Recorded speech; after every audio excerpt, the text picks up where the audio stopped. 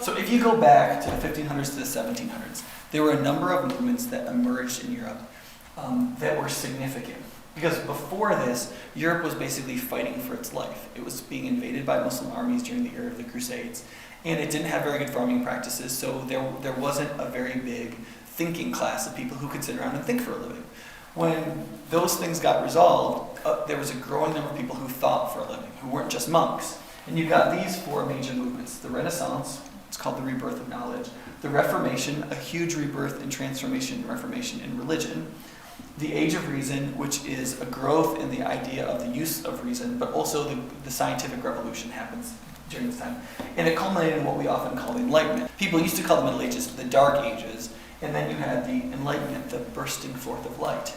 The Renaissance is often regarded as one of the most prolific periods of artistic achievement in human history. The guiding philosophy was humanism, and it was such a big deal because it provided a stark contrast to the fantastic and divine elements of the medieval arts.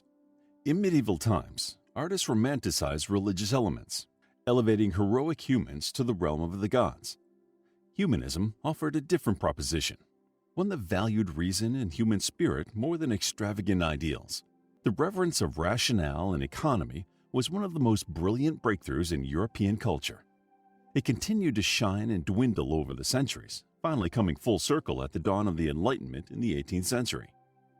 The Age of Enlightenment, or the Age of Reason, was a period of intellectual and philosophical rejuvenation, ranging from the late 17th century to the late 18th century, during which European politics, science, arts, and social dynamics underwent a radical change. The Renaissance pervaded courts and artisanal spaces, whereas the Enlightenment was a relatively grassroots phenomenon.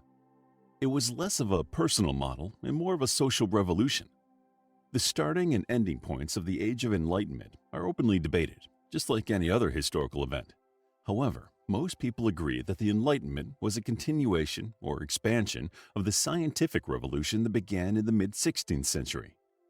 The scientific revolution followed up the Renaissance. Scientists like Newton, Galileo, and Boyle made great advances in mathematics, physics, chemistry, biology, and astronomy, and the philosophers of the Enlightenment carried the torch even further. I think, therefore I am.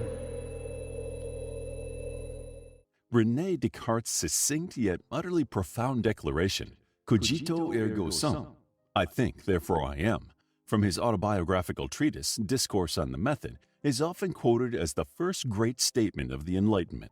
Descartes was obsessed with epistemological uncertainty. He realized that most of his beliefs had no rational basis and were subject to investigation by a curious and reasonable mind. In short, nothing was beyond doubt.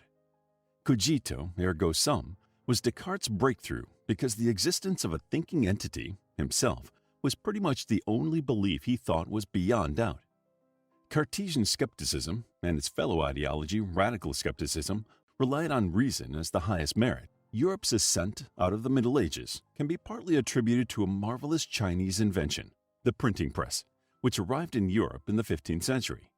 A prominent 17th century English philosopher, John Locke, known as the father of liberalism, shaped the modern understanding of identity and self when he introduced the concept of tabula rasa, the blank state, proposing that the mind of an infant is blank and that everything he learns from experience.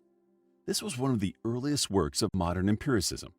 Empiricism claimed sensory experience to be the primary source of knowledge. Voltaire was making waves with his unapologetic criticism of the Catholic Church. He advocated freedom of speech and freedom of religion and subordinated church to the needs of the state.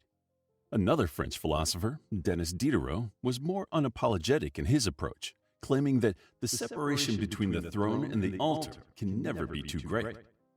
Diderot was also the co-founder, chief editor, and contributor to a French encyclopedia, Encyclopédie, published in France from mid to late 18th century. The encyclopedia had a secular tone and facilitated discourse on the topics of natural rights. So, in the 18th century, Scottish economist and philosopher Adam Smith gave birth to modern economics and is often termed the father of economics and the father of capitalism. His book, An Inquiry into the Nature and Causes of the Wealth of Nations, serves as a seminal work of economics. Smith realized that manufacturing, division of labor, specialization, and free trade are the key instruments of a great economy. While Smith understood the gains of a free market and individual self-interest, he was also concerned with its potential pitfalls. The Enlightenment was an outpouring of scientific, intellectual, and philosophical progress that paved the way for capitalism, the Industrial Revolution, and modernism. It was the victory of rationality over tradition, novelty over convention, and science over superstition. Nothing sums up the Enlightenment better than its name, the Age of Light.